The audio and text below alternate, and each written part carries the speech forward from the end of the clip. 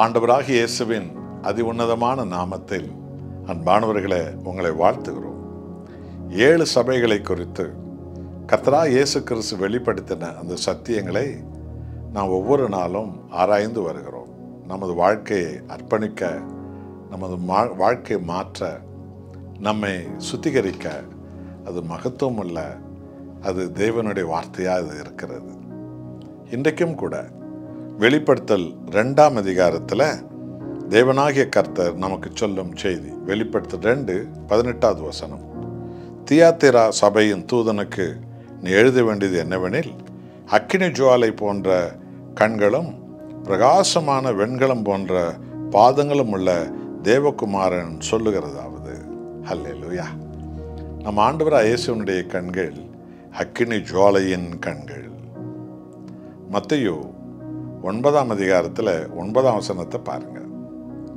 மத்தேயு ஆயத்தொருவில் உட்கார்ந்திருக்கும் போது ஆண்டவராகிய இயேசு அங்கே போய், மத்தேயுவே என்னை பின்பற்றி வா என்று அவர் சொன்னாராம். உடனே அவ்வளோ பணத்தை வரி வசூலித்து கொண்டது மத்தேயு எல்லாவற்றையும் விட்டுவிட்டு இயேசுவின் பின்னால் போய்விட்டார், சீஷனாக மாறிவிட்டார் என்று நாம் வாசிக்கிறோம். ஆனால் இந்த மத்தேயு தன்னுடைய சாட்சியாக அந்த கடிதத்தை சக்கேயு என்கிற ஆயக்கார தலைவனுக்கு எழுதியிருக்கிறார். அந்த கடிதம் ரோமில் வைத்திருக்கிறார்கள். அந்த கடிதத்தில் அவர் என்ன எழுதுகிறார் என்றால், என் நண்பன் சக்கேயுவே, நான் வருவோர் போவோர் இடத்துல வரி வசூலித்து கொண்டிருந்த போது திடீரென்று என் மேல் ஒரு தெய்வ பிரசன்னம் வந்தது. நான் அண்ணாந்து பார்த்தால் கர்த்தராகிய இயேசு எனக்கு முன்பு நின்று கொண்டிருந்தார். அவருடைய கண்களிலே அக்கினி ஜுவாலை வெளிப்பட்டு கொண்டிருந்தது. அதை பார்த்தபோது என் பாவமெல்லாம் அழிய ஆரம்பித்தது. நான் ஒரு குழந்தையை போல மனம் திரும்பி கர்த்தருக்கு முன்பு கண்ணீர் விட்டு கதறி அழுதேன்.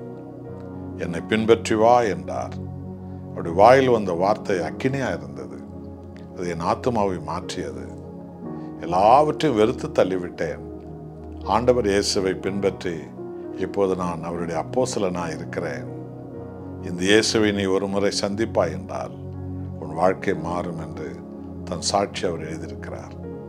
இதை பார்த்துத்தான் சக்கேயு, என்ன பணம் பணம் என்று அலைந்த மத்தேயுவின் வாழ்க்கை இயேசுவினுடைய கண்களில் உள்ள அக்கினி மாற்றியதா? அந்த இயேசுவை நான் பார்க்க வேண்டும் என்று சொல்லி இந்த சக்கேயு என்ன செய்தார்? அவர் ஆண்டவராகிய இயேசு எரிகோவுக்கு சென்ற போது ஒரு மரத்தில் ஏறி உட்கார்ந்து இயேசுவை அருகிலே பார்க்க வேண்டும் என்று இருந்து பிறகு ரட்சிக்கப்பட்டதை நாம் அறிவோம். நாம் ஆராதிக்கிற தேவனுடைய கண்கள் அக்கினி ஜுவாலை உள்ளது.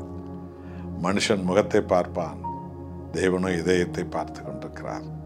என் அருமையானவர்களே, உங்களுடைய இதயத்தில் உள்ள துன்பம், துயரம், வேதனை, புலம்பல், கண்ணீர், கவலை வெளியே காட்டாமல் வெளியிலே நீங்கள் சிரித்து கொண்டிருக்கலாம்.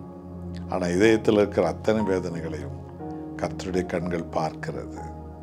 ஒப்பு கொடுப்போமா? ஜெபம் செய்வோம். அன்புள்ள நேசரே, உம்முடைய கண்கள் அக்கினி ஜுவாலை உள்ள கண்கள்.